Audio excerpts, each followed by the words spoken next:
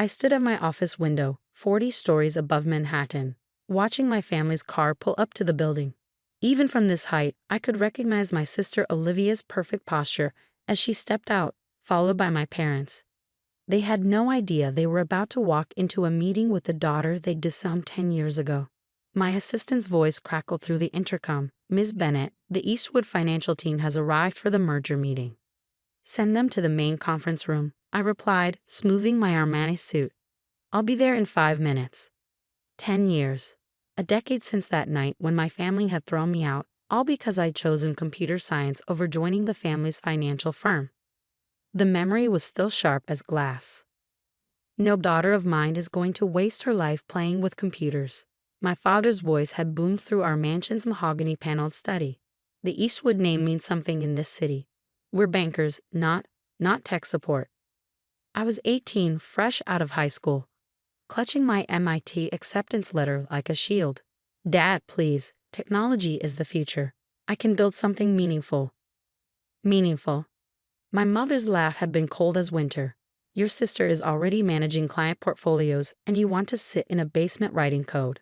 Olivia had stood in the doorway, arms crossed, satisfaction gleaming in her eyes. At 21, she was everything my parents wanted, the perfect Eastwood daughter, following the predetermined path into high finance. "You have a choice," my father had declared. "Either you accept your place at Wharton and join the family business, or you leave this house with nothing. No trust fund, no connections, no family name to open doors." I looked at each of their faces, my father's rigid authority, my mother's disappointed disapproval, Olivia's smug certainty that I'd cave under pressure. In that moment, something inside me had hardened into diamond. Then I choose nothing. I'd walked out that night with a backpack containing my laptop, a change of clothes, and the $3,000 I'd saved from summer jobs. They thought they were teaching me a lesson about respect and family loyalty. Instead, they taught me how to build an empire from scratch. The first year was brutal. I worked 3 jobs while attending MIT on scholarships and student loans. Barista in the morning, library assistant between classes, coding freelance projects late into the night. My dorm room became my first office, my roommates' complaints about my late-night typing a constant soundtrack. But I was building something. The code I wrote between coffee runs and library shifts was laying the foundation for what would become next-gen solutions. Though back then, it was just a dream encoded in endless lines of programming. By sophomore year, my financial algorithm caught the attention of a small tech incubator. While Olivia was making partner at Eastwood Financial, I was sleeping on a futon in a shared workspace, pouring everything into my startup. The breakthrough came during my junior year. My trading algorithm didn't just analyze market patterns, it predicted them with uncanny accuracy. Venture capitalists started circling. But I remembered my father's lessons about maintaining control, even if I'd rejected everything else he stood for. I took smaller investments from multiple sources, never giving away too much equity. I kept my identity private, using my mother's maiden name, Bennett, and avoiding publicity. The tech world knew Monica Bennett as a voice on conference calls, a signature on contracts, a brilliant mind who valued privacy. No one connected the mysterious founder of Next Gen Solutions with Monica Eastwood, the disowned daughter of banking royalty. By graduation, Next Gen was worth $50 million. While my family attended Olivia's wedding to another banking scion, I was signing contracts worth more than the entire ceremony cost. 5 years after being kicked out, I bought my first penthouse, ironically, in the same building where I'd grown up. I watched my family come and go, living their lives 4 floors below, never knowing their disgraced daughter was living in the top floor suite. Now, 10 years later, Eastwood Financial was failing. It missed the tech revolution, dismissed cryptocurrency as a fad, ignored the rise of algorithmic trading. Their clients were jumping ship to more innovative firms, many of them quietly managed by next-gen superior technology. And they'd come to next-gen solutions, hat in hand, hoping to arrange a merger that would save their company. They had no idea they were about to negotiate with a daughter they'd thrown away. My phone buzzed. Olivia was calling from the conference room, probably annoyed at being kept waiting. The great Eastwoods didn't like to be kept waiting. I let it ring. Let them sit there, in my conference room, surrounded by the empire I'd built without their name, their money, or their approval. Let them feel what it's like to be powerless, waiting on someone else's time. I checked my reflection one last time. Gone was the teenage girl with dreams of coding. In her place stood a woman who'd built a $1 billion company through sheer determination and brilliance. Miss Bennett? My assistant's voice again. They're asking how much longer. I smiled, picking up the folder containing the merger agreement, or rather the acquisition agreement they hadn't realized they were about to sign. Tell them the CEO is on her way. The walk to the conference room felt like walking through time. Each step took me closer to the moment I'd imagined countless times over the past decade. The moment when they'd realized that the daughter they dismissed as a failure now held their fate in her hands. I paused outside the heavy oak doors, hearing their muffled voices inside. Olivia's sharp tone carrying through. This Bennett woman better be worth all this waiting. Who does she think she is? I smiled. They were about to find out. I pushed open the conference room doors with quiet confidence. The Manhattan skyline provided a dramatic backdrop through the floor-to-ceiling windows as I walked to the head of the table.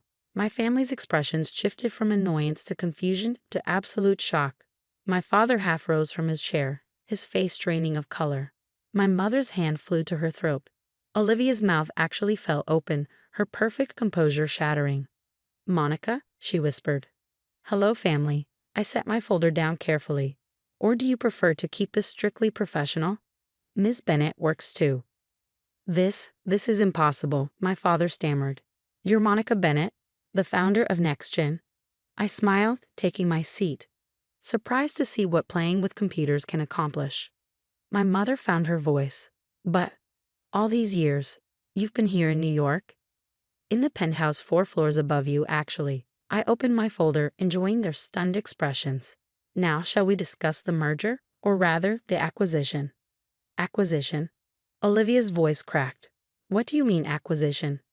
I nodded to my assistant, who began distributing documents.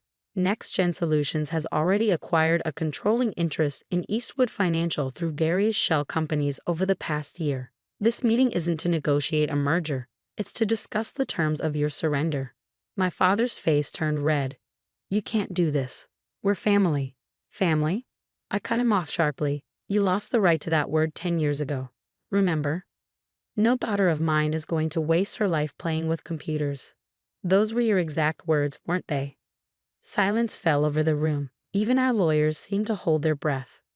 "Your company is failing," I continued calmly. "Your trading systems are obsolete. Your clients are leaving in droves.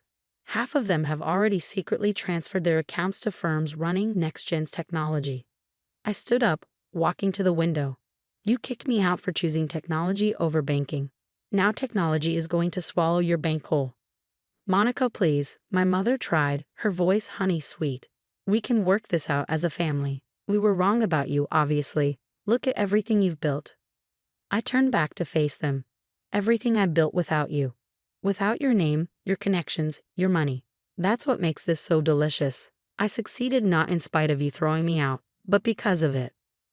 Olivia shuffled through the acquisition papers, her hands trembling. "These terms, you're going to dismantle the entire company." "Not dismantle, modernize." I returned to my seat. "Eastwood Financial will be absorbed into NextGen's operations. Most of your lower-level employees will keep their jobs. They don't deserve to suffer for your failures." "But the executive team," I smiled coldly. "Well, I hear there's an opening for a barista at the coffee shop where I worked my first year of college. You would destroy your own family's legacy." My father's voice shook with rage. "My legacy is NextGen. You made it very clear I had no part in the Eastwood legacy when you threw me out." I pushed the contracts forward. "Sign, or I'll call an emergency shareholder meeting and have you removed from the board. Either way, Eastwood Financial belongs to me now." My mother burst into tears, perfectly timed as always. Olivia looked like she'd swallowed something sour. My father just sat there, decades of arrogance crumbling before my eyes. One by one, they signed. As they stood to leave, defeated and humiliated, I called out, "Olivia?" She turned back, trying to maintain her dignity. "That corner office of yours? Have it cleared out by Friday. I'm turning it into a coding boot camp for underprivileged kids." After they left, I returned to my window, watching their expensive cars pull away from the building. My assistant appeared with a glass of champagne. "Congratulations on the acquisition," he said. though I suspect this was about more than just business. I took the glass, remembering that scared 18-year-old girl who'd walked out into the night with nothing but a laptop and determination. Sometimes success isn't just about proving them wrong. It's about becoming so powerful that they have to sit across a table and watch you sign their failure into existence. The press release went out an hour later. Tech giant NextGen Solutions acquires historic Eastwood Financial. My phone exploded with messages from long-lost relatives suddenly remembering their dear cousin Monica. I ignored them all. The next week, I moved my office into the former Eastwood Financial headquarters. I had all the old portraits taken down, the generations of stern-faced bankers who'd built their fortune on tradition and exclusion. In their place, I hung a single framed photo, my old student ID from MIT. My family still tries to contact me sometimes, through lawyers and intermediaries.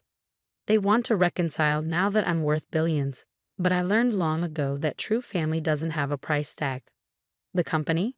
It thrived. NextGen's technology revolutionized the financial industry, while the Eastwood name faded into obscurity. My father retired in disgrace. Olivia took a middle management position at a smaller firm. My mother started telling anyone who would listen that she'd always believed in Monica's dreams. I let them talk. Sometimes, late at night, I look out from my office window at the city below. I think about that night 10 years ago, when they thought they were punishing me by taking away my inheritance. They didn't realize they were actually setting me free. They thought they were closing doors by disowning me. Instead, they forced me to build my own doors, my own building, my own empire. Now when people hear the name Eastwood, they don't think of the old banking dynasty. They think of the daughter who was kicked out for daring to believe in technology. The daughter who came back 10 years later to buy the company that had rejected her. I keep my father's final words to me framed on my wall. No daughter of mine is going to waste her life playing with computers. Below it, I added my response. You were right, I'm not your daughter anymore, I'm your boss. The view from the top isn't about looking down on those who hurt you. It's about being able to see clearly who you always were, even when they couldn't. Success isn't just about proving them wrong. It's about proving yourself right. And sometimes, the best revenge isn't just success. It's success so massive that they have to read about it in the Wall Street Journal while clearing out their corner offices. The daughter they disowned now owns their name. That's not just revenge, that's justice.